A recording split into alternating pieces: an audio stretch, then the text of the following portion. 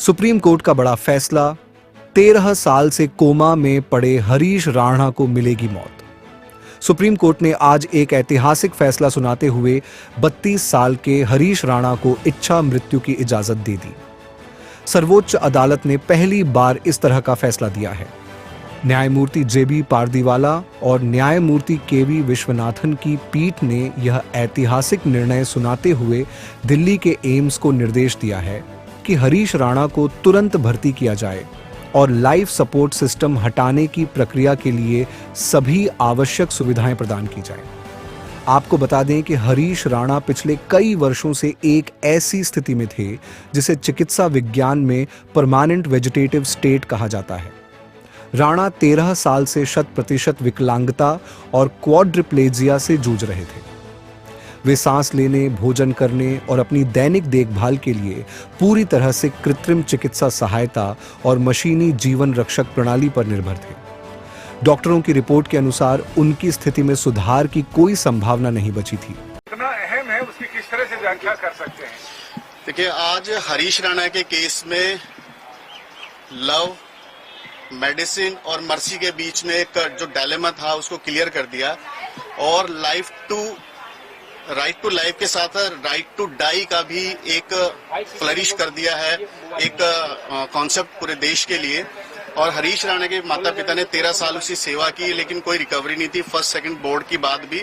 तो लगभग 82-83 दिन के बाद जजमेंट आया है, रिजर्व हो गया था और उसमें मेडिकल बोर्ड को, मतलब एम्स को कहा गया है सुप्रीम कोर्ट के थ्रू कि आप इसको बच्चे को लेके जाइए और उसके जितने भी इक्विपमेंट्स उसके शरीर में लगे वो सब निकाल दीजिए और उसके बाद जब तक वो जी सकता जिएगा, प्राकृतिक अवस्था में उसको छोड़ दिया गया है। और एक बहुत अच्छी नजीर पूरे देश के लिए बनाई गई कि पूरे देश में जितने भी गवर्नमेंट हॉस्पिटल हैं उन सबके सीएमओ को गाइडलाइन जारी कर दी गई है कि आप ऐसे पैलेटिव केयर के जो पेशेंट्स हैं उनका ध्यान रखेंगे। उनके केयर अगर नहीं हो पाती है, ढंग से वो रिकवर नहीं हो पाता है, तो उसके लिए मेडिकल बोर्ड कॉन्स्टिट्यूट करेंगे और उसकी रिपोर्ट समय समय पर मंत्रालय को देते रहेंगे। और आज के केस में भी अगले 30 दिन का टाइम दिया गया है। पूरे देश में क्या इसके ऊपर काम हुआ है और क्या काम होना बाकी है वो सारा बताया जाएगा। और साथ ही यूनियन ऑफ इंडिया को भी ये रिक्वेस्ट की गई है कि इस मुद्दे पे कोई कानून बनाया जाए जिससे माता पिता को, ऐसे पेशेंट को कुछ रिलीफ मिल सके। पहली बार इम्प्लीमेंट हुआ अरुणा शान बाग में। इसके बारे में डिस्कशन हुआ था, लेकिन 2018 का कॉमन कॉज में बहुत सारी गाइडलाइन बनाई गई थी। तो एक तरह से ये आज पहली बार इम्प्लीमेंटेशन होगा कॉमन कॉज की गाइडलाइंस का 2018 की। और जैसा आपने शुरू किया था शेक्सपियर और हेनरी साहब से कि डू एंड डाई का जो डायलेमा होता है, क्या करे और क्या ना करे, लेकिन आज कोर्ट ने संविधान को, सारे चीजों को देखते हुए हरीश राणा को मुक्ति का एक मार्ग दिखा दिया। मनीष जी, से पहले भी 2 जजमेंट आए हैं यूथनेसिया को लेकर। आज का जो जजमेंट है किस तरह से अलग है और क्या क्लैरिटी कोर्ट ने दी है? जजमेंट अलग नहीं है, ये साइमल्टेनियसली स्टेप बाय स्टेप हुआ है। पहले अरुणा शानबाग में डिस्कस हुआ था, उसके बाद कॉमन कॉज में और अच्छे से डिस्कस हुआ था और आज और भी ज्यादा स्टेप बाय स्टेप डिस्कस हो गया है। और ऐसे पेशेंट जिनकी रिकवरी का कोई स्कोप ना हो, उनको इतने लंबे टाइम तक नहीं रखा जाना चाहिए।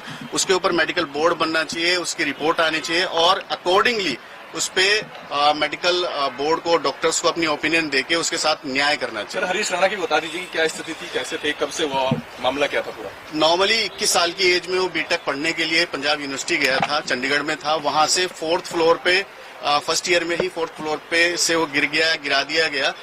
उसके गर्दन में बहुत सीवियर चोट लगी, मतलब पूरा हेड इंजर हो गया और तब से ही वो 100% पैलेटिव केयर पे चला गया, मतलब कोई रिकवरी के चांस नहीं थे। और 20 अगस्त 2013 की ये बात है और आज हम 2026 में खड़े हैं। 13 साल की लगातार मेहनत से सारी तरह की जितनी भी एडवांस चीजें अवेलेबल है मेडिकल साइंस की, सारी यूज की गई, लेकिन कोई भी रिलीफ नहीं मिला। तब हम सुप्रीम कोर्ट आए। इससे पहले हम हाई कोर्ट गए थे, हाई कोर्ट ने रिजेक्ट किया।